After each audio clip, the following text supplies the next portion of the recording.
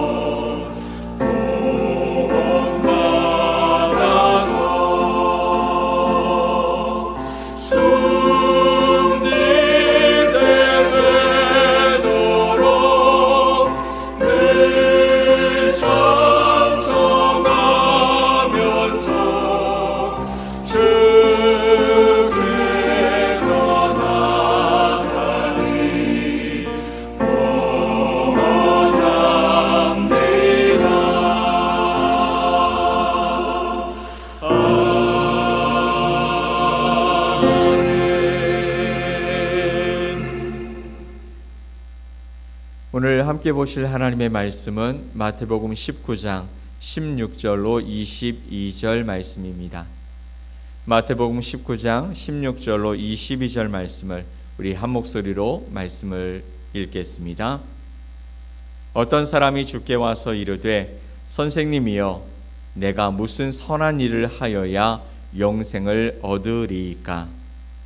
예수께서 이르시되 어찌하여 선한 일을 내게 묻느냐? 선한 이는 오직 한 분이시니라. 내가 생명에 들어가려면 계명들을 지키라. 이르되 어느 계명이오니이까?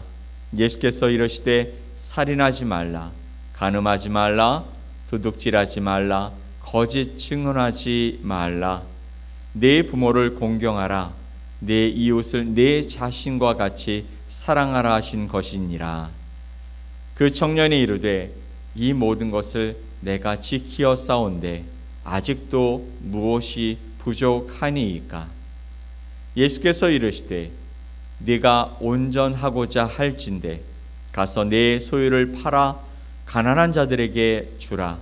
그리하면 하늘에서 보화가 네게 있으리라. 그리고 와서 나를 따르라 하시니 그 청년이 재물이 많음으로 이 말씀을 듣고 근심하며 가니라. 아멘.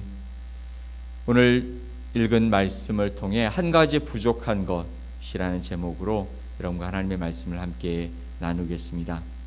여러분 이런 생각해 보신 적 있으십니까? 나는 교회도 다니고 나는 큰 죄도 없고 나름 성실하게 살아왔는데 나 정도면 괜찮지 않을까? 나 정도면 괜찮지 않을까? 그런데 어느 순간 마음 깊은 곳에서 조용히 올라오는 생각이 있습니다. 그래도 뭔가 부족한 것 같다. 여러분 그 느낌이 어디서 오는지 오늘 말씀이 정확히 우리에게 지적해 주고 있습니다. 이 말씀 앞에 저와 여러분이 서기를 간절히 소망합니다. 우리가 잘 아는 대로 한 부자 청년이 예수님께 나와왔습니다. 그리고 묻죠. 16절 말씀에 내가 무슨 선한 일을 하여야 영생을 얻으리이까? 어떤 사람이 주께 와서 이르되 선생님이여 내가 무슨 선한 일을 하여야 영생을 얻겠습니까? 라고 묻습니다. 이 말씀만 보면 이 사람 참 괜찮은 사람 같아 보여요. 도덕적으로도 율법적으로도 또 영생에 관심이 있을 만큼 신앙심도 있습니다. 거기다가 재물도 있습니다. 예수님이 계명들을 말씀하시자 그는 이렇게 대답합니다. 20절에 그 청년이 이르되 이 모든 것을 내가 지키어 싸운데 아직도 무엇이 부족하니까? 이 모든 것을 내가 지켰다라고 말합니다. 다른 성경에 보면 이 모든 것을 내가 어려서부터 다 지켰습니다 라고 말하고 있습니다. 거짓말이 아닐 수 있죠. 정말 그는 그렇게 살아왔을 수 있습니다. 그런데 여기서 한 가지 우리가 이상한 것을 발견할 수 있어야 합니다. 왜냐하면 이렇게 잘 살아온 사람이 예수님께 지금 찾아와서 왜 무엇이 더 필요합니까? 라고 묻고 있는 것입니다. 겉으로는 정말 충분해 보였습니다. 도덕적으로도 흠이 없는 것처럼 보여져요. 하나님의 말씀을 지키려고 애쓰며 살았습니다. 어려서부터요. 그런데 여러분 속은 계속 비어 있었다라는 것이죠. 겉으로 보여지는 것만으로 충분하지 않고 그 안에 무엇인가 비어져 있는 것 때문에 그는 예수님을 찾아온 것입니다. 그때 예수님이 말씀하십니다. 21절 말씀에 예수께서 이르시되 네가 온전하고자 할진대 가서 내 소유를 팔아 가난한 자들에게 주라. 그리하면 하늘에서 보화가 내게 있으리라. 그리고 와서 나를 따르라 하시니.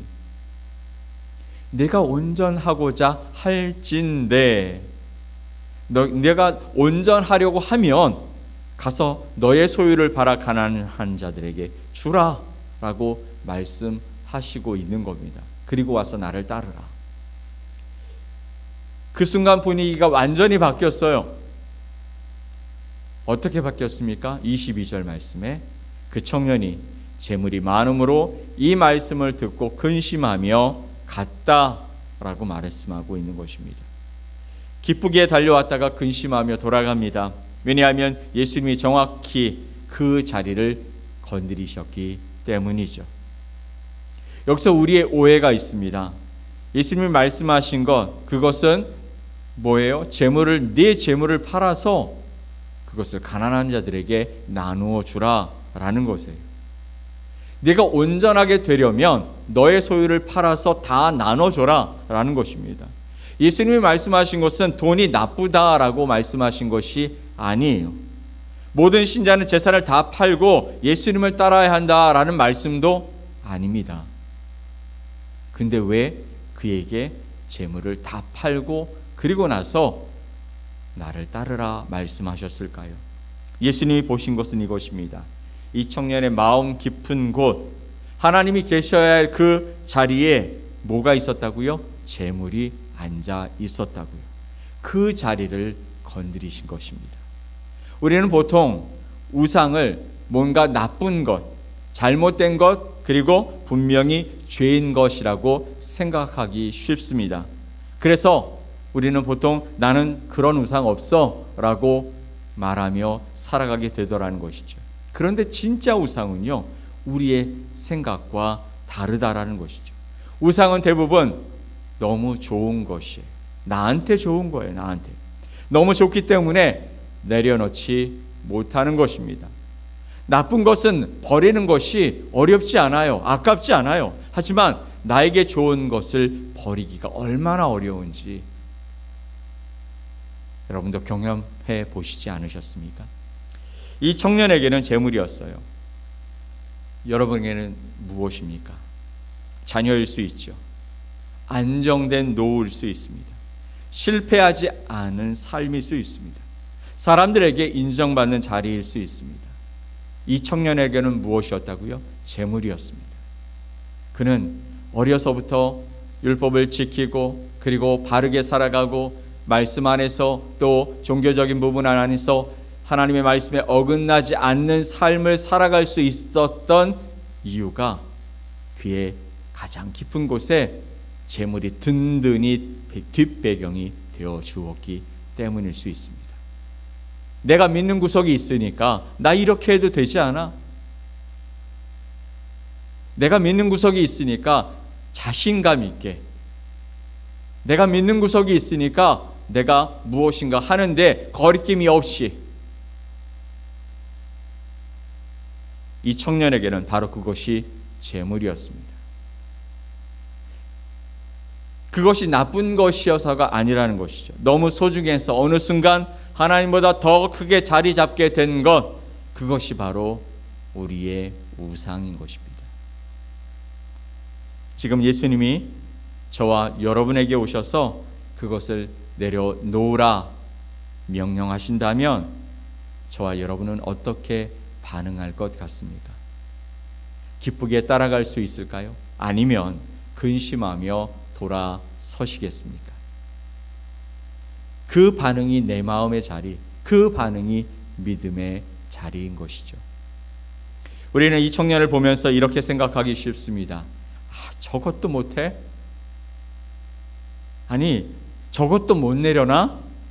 더 좋은 곳이 있는데 바보처럼 저렇게 근심하며 떠나? 예수님이 더 귀한 분 아니야?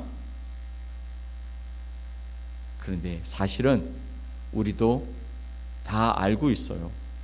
지금 내가 예수님보다 더 붙들고 있는 것이 무엇인지 잠깐 내 마음을 들여다보면 바로 알게 되는 것이 있습니다. 그거 내려놓으라고 예수님이 말씀하시면 그러면 갈등하게 되고, 그리고 그것 때문에 어떤 사람은 예수님을 떠나기도 하고 또 어떤 사람은 예수님 곁에 있기는 하지만 여전히 그것을 내려놓지 못하고 쓰러지고 넘어지고, 그래서 절망하고 그리고 다시 주님께 돌아왔다가 또 절망하고 하는 일들이 생겨버리게 된다는 것입니다. 우리는 이미 매일 선택하고 있어요. 예수님보다 내 안전을 먼저 선택하고요, 예수님보다 내 계획을 선택합니다. 예수님보다 사람의 시선을 먼저 생각하죠. 따르지 못하는 것이 아니라 따르지 않는 것입니다. 알면서 붙들고 있다라는 것이죠. 이 청년의 이야기가 다른 사람의 이야기처럼 들리시죠? 아니요, 바로 오늘 우리의 이야기인 것입니다. 그렇다면 누가 구원을 얻을 수 있을까요? 예수님은 이어서 말씀하십니다. 23절, 24절. 예수께서 제자들에게 이르시되 내가 진실로 너희에게 이르노니 부자는 천국에 들어가기가 어려우니라. 다시 너희에게 말하노니 낙타가 바늘귀로 들어가는 것이 부자가 하나님의 나라에 들어가는 것보다 쉬우니라 하시니. 아멘. 예수님의 말씀의 핵심이 무엇입니까? 부자는 천국에 들어가는 것이 어렵다. 어떻게 해요? 낙타가 바늘귀로 들어가는 것이 부자가 하나님의 나라에 들어가는 것보다 쉽다라고 비유로 말씀하십니다. 여러분, 당시 팔레스타인 지역에서 낙타는 그들 가운데 가장 큰 동물이었습니다. 바늘귀는 가장 작은 구멍이겠죠. 예수님은 드실 수 있는 가장 불가능한 표현을 비유로 말씀하고 계시는 것입니다. 제자들이 충격을 받습니다. 25절에 제자들이 듣고 몹시 놀라 이르되 그렇다면 누가 구원을 얻을 수 있으리까? 누가 구원을 얻을 수 있겠습니까? 이 질문이 본문의 핵심인 것이죠. 우상을 스스로 내려놓을 수 없다면 도대체 누가 할 수 있겠습니까? 예수님은 그들에게 이렇게 말씀하시는 것이죠. 26절에 예수께서 그들을 보시며 이르시되 사람으로는 할 수 없으나 하나님으로서는 다 하실 수 있느니라. 아멘. 우리는 할 수 없대요. 근데 하나님으로서는 하실 수 있다 말씀하십니다. 우리의 힘으로 안 된다라는 것이죠. 이 말씀이 오늘의 전환점입니다. 우리는 스스로 우상을 내려놓을 수 있는 존재가 아니라는 거예요. 버려야지, 이제는 끊어야지 결심한다고 되지 않는다라는 것입니다. 그럼 어떻게 해야 할까요? 이미 우리가 해보았지만 얼마 못 가서 다시 제자리로 돌아오는 이것을 우리가 어떻게 해야 할까요? 의지가 부족해서일까요? 아닙니다. 애초에 이것은 사람의 힘으로 되는 일이 아니라는 것이죠. 그래서 구원은요, 내가 먼저 잘 정리해서 따라가는 것이 아니라 하나님의 은혜가 먼저라는 것입니다. 하나님의 은혜가 먼저 우리에게 왔을 때 우리가 버리고 일어설 수 있다는 것이죠. 변화는 억지가 아니라 발견하는 것입니다. 예수님이 다른 곳에서 이렇게 말씀하십니다. 마태복음 13장 44절 말씀에 이렇게 말씀하시죠. 천국은 마치 밭에 감추인 보화와 같으니 사람이 이를 발견한 후 숨겨두고 기뻐하며 돌아가서 자기의 소유를 다 팔아 그 밭을 사느니라. 아멘. 마태복음 13장 44절 말씀입니다. 천국은 밭에 감추인 보화와 같으니 사람이 이를 발견한 후 기뻐하며 돌아가서 자기의 소유를 다 팔아 그 밭을 샀다라고 말씀하신 것이죠. 이 사람이 자신의 소유를, 재산을 판 것 억지가 아닙니다. 기뻐하며 돌아갔어요. 더 좋은 것을 보았기 때문에 기뻐할 수 있었습니다. 보화를 발견한 후에 기쁨이 너무 커서 그것만 보였고 다른 것들이 기꺼이 내려놓아질 수 있었다라는 것입니다. 진짜 변화는 이렇게 일어납니다. 예수님이 얼마나 좋은 분이신지 보고 알게 되었을 때 지금 붙들고 있는 모든 것들이 상대적으로 작아지기 시작한다라는 것이죠. 이것은 더 노력하십시오의 문제가 아닙니다. 하나님의 은혜로 눈이 열리는 문제이기 때문이죠. 오늘 예수님의 말씀이 2000년 전 한 청년에게만 주신 것이 아니라는 것이죠. 지금 이 자리에 바로 우리에게 주시는 말씀입니다. 그래서 와서 나를 따르라. 이 초대는 부담이 아니라 더 큰 기쁨으로, 더 깊은 자유로 부르시는 사랑의 초대인 것이죠. 그러나 동시에 분명한 것은 두 손 가득 다른 것을 쥔 채로 예수님의 손을 붙잡을 수는 없다라는 것입니다. 오늘 저와 여러분에게 한 가지 부족한 것이 무엇일까요? 더 많은 노력일까요? 아니면 더 많은 헌신일까요? 아니죠. 예수님보다 더 붙들고 있는 바로 그것을 내려놓아야 한다는 것입니다. 네, 소망이 있습니다. 사람으로는 할 수 없을 때 우리 하나님으로서는 다 하실 수 있느니라. 오늘 주님은 우리에게 말씀하십니다. 와서 나를 따르라. 이 부르심 앞에 여러분은 어떤 선택을 하시겠습니까? 바라기는 반드시 어제와 다른 복된 오늘의 삶이 되기를 선택하며 살아가는 저와 여러분이 되시기를 예수 그리스도의 이름으로 간절히 축원드립니다. 아멘. 우리 함께 기도하겠습니다. 하나님 감사합니다. 오늘도 새로운 한 날을 우리에게 허락해 주시고 새 생명으로 다시 깨어나 주님 앞에 예배하며 하나님의 은혜와 사랑을 내 가슴에 품고 하나님께서 내게 주시는 그 길을 걸어갑니다. 때때로 하나님이 아닌 다른 것이 나에게 힘이 되고 나의 자존감이 되고 나를 힘있게 일으켜 세우는 무엇인가가 되고 있지 않은지, 그것이 우상이라고 말씀하시는데 그것을 내려놓고 하나님이 내 삶의 주인 되시며 예수님이 나의 삶의 소망 되심을 고백하고 나의 중심에 나의 주인 되심을 날마다 고백하는 아름다운 복된 하루가 되게 하옵소서. 어제와 다른 오늘이 되게 하시고 오늘과 다른 내일을 향하여 달려갈 수 있는 하루하루의 삶이 될 수 있도록 지켜주시옵소서. 그렇게 하실 주님을 기대하며 예수 그리스도의 이름으로 기도 올리옵나이다. 아멘. 하늘에 계신 우리 아버지여, 이름이 거룩히 여김을 받으시오며 나라가 임하시오며 뜻이 하늘에서 이루어진 것 같이 땅에서도 이루어지이다. 오늘 우리에게 일용할 양식을 주시옵고 우리가 우리에게 죄 지은 자를 사하여 준 것 같이 우리 죄를 사하여 주시옵고 우리를 시험에 들게 하지 마시옵고 다만 악에서 구하시옵소서. 나라와 권세와 영광이 아버지께 영원히 싸움나이다. 아멘.